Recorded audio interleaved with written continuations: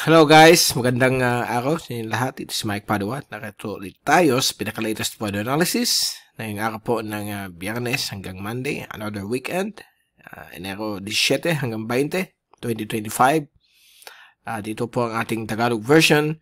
Pinaglilingkod sa inyo ng Typhoon 2000 at ng Naga College Foundation, sa mga pinaka-the best na educational institution dito po sa Rion, Bicol at Naga City. At bago tayo magsimula, gusto kong pasalamatan ang ating partners, ang Aboitiz Power, Bank of the Philippine Islands Sustainable with You. Yung interested, click lang po ang link dito. Or kapag kayo po ay nanonood sa Facebook channel, meron pong link doon sa description patungo sa BPI Sustainable with You. Ang lokal na gobyerno ng Naga City, headed by ang Honorable Mayor Nelson Legacion at ang ating Honorable Congressman ng ikatlong distrito ng Camarines Sur, Congressman Gabby Bordado. At ngayon, umpisa na natin pinaka-latest update. Mukhang matagal rin tayo bago nakabalik para ibigay sa inyo yung pinaka-latest analysis. Medyo naging busy tayo for the past few days. At sa ngayon, yun pa rin usual. Nandyan pa rin yung amihan, yung shearline, pabalik-balik dito sa ating lugar. At medyo 2 weeks na po na nandyan yung shearline. But ang pinaka-latest na yon, meron pa tayong tinatawag na fragmented. Ito po yung parang naditirang ulap ng shearline. Nagbibigay ng mga paulan dito po sa Bicol Region. At samantalang yung shearline dito sa may Hilagang Luzon ay naglaho na po. Purely amihan na lang po. Nagbibigay ng malakas na hangin dito. Ang malamig na temperatura hanggang 20 o 21 ang antas ng sentigrado. At dito rin sa area ng Mindanao, Visayas, medyo nag-clear things up na po. Umina na yung easterlies at medyo maganda po ang panahon. At kung titingnan natin yung latest satellite animation mula sa University of Wisconsin Tropical Cyclone page, nakita po ninyo dyan, may mga maninipis na kaulapan. Ito po yung medyo grayish na ulap. Ito po yung shearline, okay?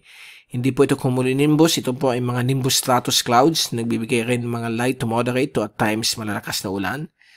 At makikita naman po ninyo yan kapag gumagamit kayo ng visible imagery. Ito kasi infrared po ito. Hindi masyado. Ang nakikita kasi sa infrared ay yung signature ng lamig ng temperatura ng kaulapan sa pinaka-topmost. Gaya nito. Ito po ay mga cumulonimbus clouds yan hanggang 50,000 feet. So nakikita yan ng infrared satellite. Pero yung mga low level to mid level, para siyang ghostly image lamang po ng mga kaulapan. Kaya pag tinignan niyo yung zoom in satellite animation ng windy, ayan po, kitang-kita po dito yung mga maninipis na kaulapan, mga low to mid level. Dala po yan ng shear line. So ito po yung tinatawag natin na nimbus stratus. Nagbibigay po yan ng mga on and off na mga maninipis na ulan. Actually, yung ulan natin na yun dito sa Naga ay pumapalo ng 30 hanggang 40 mm. So, hindi po siya alarming at tamang-tama lang po yung mga ulan na ganito. So, may mga areas na madaling magbaha. So, mag-ingat lang po sa mga madaling magbahang lugar. So, take all necessary precautions. So, yan po. Meron rin dito mga light showers sa may Eastern Visayas, Eastern Mindanao dahil po yun sa easterlies. Okay? Yung mainit na hangin mula sa Pasifiko. Dahil po meron pa tayong mahinang La Nina na in-announce na po ng Pag-asa at ng NOAA ng US. Actually, worldwide, last week ay in-announce na po ang pag-start ng mahinang La Nina. So, kahit dito po sa may dulong Hilagang Luzon, sa may eastern coastal areas, kahit na may amihan, may mga maninipis na ulan na dumadaan po sa kanila.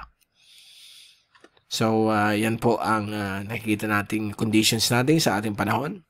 At kung tingnan natin yung radar imagery, sa ngayon, ito lamang pong area na po ng Camarines Provinces ang nagkakaroon po ng ulan dahil po sa fragmented na shear line, nagsimula na po ang humina. Sa mga oras na ito, alas 7 na po ng gabi, nakikita po natin medyo nagninipis na po yung mga ulan. Dito po sa Naga, sa ibang parte po ng Camarines Sur, pero dito sa may Dait, talagang may mga pabugso-bugsong ulan pa rin po. At lucky enough na yung January 2025, buhay na ulit ang Doppler radar ng Pag-asa sa may dait. So nakikita natin yung mga pagdaan ng mga ulan na dala ng shear line na umaabot hanggang 12 millimeters per hour. So light, moderate to at times heavy po yan. So yung mga ulan na dumadaan dito sa ating lugar. So yung mga tao medyo nagreklamo na kailan hihinto ng ulan, 2 weeks na o 2 month, isang buwan na po, laging umuulan. Ganyan po talaga pag meron tayong La Nina at mayroon shear line, talaga mas marami pong ulan compared to last year. May El Nino tayo, mas less yung ulan. Halos wala tayong narinig ng mga magbabaha dahil po sa epekto ng El Nino. Hindi tulad na yon, mayroon tayong tinatawag na La Nina. So ang kagandahan naman nito, if you think sa positive side, pupuno po ito sa mga groundwaters po ng mga landmass po ng Bicol region. At pagdating ng hot dry season, which is likely to begin na yung kalagitnaan ng Marso hanggang katapusan ng Mayo or early June, at least pag hot dry season, kahit wala masyadong ulan, puno yung aquifer natin, yung groundwater, para mag-supply ng water supply, para mag-supply ng tubig sa ating komunidad. So, yan kagandahan po yan. So, compared sa ibang areas na may mga wildfires kahit sa California, dahil dry sa kanila, pag may La Nina, medyo mas malala po yun. Okay? So, pasalamat na lang tayo na ito maninipis na ulan lang ito. At least, magkakaroon ng greeneries, ang mga plantations, at mga forest ng ating lugar. At dito naman po sa ating wind forecast, valid po ito for the next 3 days hanggang Monday ay ngayong weekend, hina po ang amihan. Kita po natin dito. Sa linggo, may kakuha na lang po tayong light easterly winds sa may eastern sections ng ating bansa. May mga paulan-ulan pa rin, mga maninipis na ulan na dadaan sa hapon o gabi o early morning. At sa Monday, ganoon din po ang condition. Mukhang may mag-form dito ng frontal system, but iyan ay papalabas po yan sa dagat Pasifiko. At so far, for the next 1 week, ay okay po ang ating panahon. Wala po tayong amihan, naka-break. But pagdating po ng next Monday, January 26, may panibagong surge ng amihan na naman. Ayan po, 27, pababa po sa Luzon. 28, ayan po sa may Eastern Luzon. And 29, medyo malakas po ang amihan sa Luzon at Eastern Visayas. So, baka nandiyan na naman ang shear line, but ang shear line dito, nakita natin, nandito lamang po siya. So, purely amihan, may mga light showers pa rin tayo inaasahan, parang ganito, na experience natin, although shear line po ito, fragmented naman po yung shear line, hindi po yung grabing ulan na dala ng nakaraang mga shear lines. Okay? So, yan po, ang balik ng amihan is January 26 o 27, so, meron tayong 1 week, more than 1 week na okay ang panahon. Beginning tomorrow, Saturday. Let's hope na hindi magbago ang forecast. Alam niyo, nagbabago-bago ang forecast. By next week, meron tayong latest update niyan. Malalaman natin kung tuloy-tuloy pa rin na ganitong maganda ang ating panahon. Pero malamig. Malamig ang gabi, malamig ang early morning. Dahil po sa nasa cool dry season pa rin tayo. Although, hindi tayo cool dry season, cool wet season kasi meron tayong La Nina. So, ito naman po ang rain forecast. Sa ngayon, ito yung epekto ng shear line. May ulan-ulan sa atin. Actually, masyadong conservative yung ulan dito. Medyo mababa. Pag tinignan nyo sa actual, medyo maabot ng up to 50 millimeters yung ulan dito. At dito rin po sa may area po ng Eastern Cagayan Valley, sa may Eastern Isabela at Eastern Cagayan. May mga ulan po dyan dala ng amihan at shear line. At dito rin po sa mabulubundukin po ng Oriental Mindoro. So, pag minove natin ito sa bukas ng Sabado, medyo yung shear line aakyat po. Maapektuhan po ang Northern Quezon, Pulilio. At dito naman po sa may area po ng Eastern Isabela, Eastern Cagayan at Northern Aurora dahil po yan sa hanging amihan. May maulan po sila. Pagdating po ng Sunday, January 19, apektado pa rin ng amihan at possibility ng shear line dito sa may coastal areas ng Isabela. Okay? And Mindanao, yung easterlies, may mga thunderstorms po dyan. Pagdating ng Lunes, ayan na, medyo lalayo na po at mag-retreat yung shear line. May posibilidad na may frontal system dito mag-form, but dito sa atin, sa Luzon, medyo improving po ang panahon. May mga thunderstorms pa rin dito sa Mindanao at Sulu Archipelago dahil po sa easterlies na ini-enhance po ng mahinang La Nina. And so far, yan po ang ating forecast. Huwag na tayong mag-move from that. Okay? Dahil for yung 3 days, medyo mataas yung accuracy niyan. Now, sa waves, medyo malaki pa rin ang alon na yun. Moderate to rough. Sa lahat na parte po ng dagat Pilipinas, east and west. Pagdating po ng Sabado, Linggo hanggang Lunes, ito po ay unti-unti pong babalik sa dati. Magiging light to moderate na po.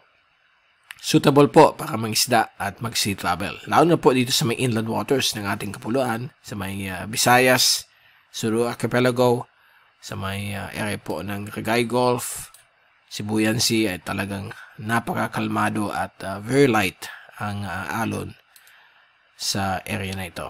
At napakaganda para mag-fishing at sea travel. Okay? At ito po yung latest Madden-Julian Oscillation Update, MJO. Kasalukuyan, nasa dry phase po tayo. May mga ulan lang tayo kahit na dry phase dahil po sa prevailing La Nina. Kahit may shear line tayo, grabe yung ulan. But for the next 2 weeks, hanggang katapusan po ng Enero, ito pong tinatawag nating wet phase ng Madden-Julian Oscillation ay babalik po sa Indian Ocean hanggang dito sa may area po ng maritime continent. Ito po yung area po ng Indonesia, Malaysia. Ang Pilipinas po ay nandito. Okay? Nandito po tayo. So, papalapit. But usually, ang maapektuhan po niyan, Mindanao, Palawan, Sulu Archipelago. Okay? So, yan po ang nangyayari na yon, January 15 hanggang January 20, 25. Nasa dry phase tayo. But sa last week, 26 to 30, papasok tayo sa wet phase pero sa may area lang ng Southern Philippines. Kaya continue natin yung pinaka-latest Global Tropics Outlook, Tropics Hazards Outlook ng Climate Prediction Center. Valid po ito for the next 2 to 3 weeks na kung saan yung ikatlong linggo ay highly uncertain, hindi sigurado. Unahin natin yung week 2, valid January 22 to January 28. Ang Mindanao ay more than 50% na above average rainfall dahil po sa epekto ng La Nina at sa easterlies. So may mga ulan po dyan at thunderstorms between January 22 to 25 to 28, while the rest of the Philippines ay magiging okay ang panahon. May mga light showers pa rin dahil po sa epekto ng La Nina but hindi mataas sa normal. Sa week 3, valid January 29 to February 4, mukhang yung more than 50% above normal na mga pag-ulan ay mangyayari na naman po sa gitnang Luzon, Timog Luzon, Bicol, Mimaropa, okay, at Visayas, samantala po ang Southern Palawan, Central Palawan, Sulu Archipelago at sa area po ng Mindanao ay more than 65% na mataas sa normal ang ulan. So, inaasahan po natin sa week 3. But highly uncertain pa po itong ikatlong linggo. So, focus muna tayo dito sa week 2. Okay? So, maraming changes po yan. Now, bago tayong paalam, ito na po yung latest sa La Nina. Last January 9, in-announce po ng US Climate Prediction Center na nasa La Nina na tayo. Ito po ay mahinang La Nina. So, ito yung unang La Nina advisory nila, pati Pag-asa, nag-i-issue na rin. At pinapakita dito, nasa La Nina po tayo at mag-persist hanggang sa Abril. Okay? Or March, 59%. Tapos mag-transition po tayo, balik sa normal climate o neutral. Tawag din natin dyan na Islanada. Ay mula sa Marso hanggang Mayo, 60% normal na po tayo. Okay? So, hopefully, walang mga bagyo dyan na makaka-affecto natin. But we are here to give you the very latest kapag may mga new typhoons or tropical cyclones mag-form. So far, pag ganitong buwan, hanggang makasabihira po mga bagyo. Lahat po sila nasa Northern Australia, sa South Indian Ocean, sa may Madagascar.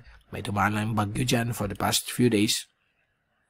Kaya nakikita ninyo, itong malamig na temperatura dito sa may Central Pacific is a sign na nasa La Nina po tayo. Kaya medyo mainit ang panahon dito. Mainit ang karagatan. Kaya nagkakaroon po tayo ng mga ulan kahit na maaraw. Dahil sa hapon ng gabi may mga dumadaan po mga ulan.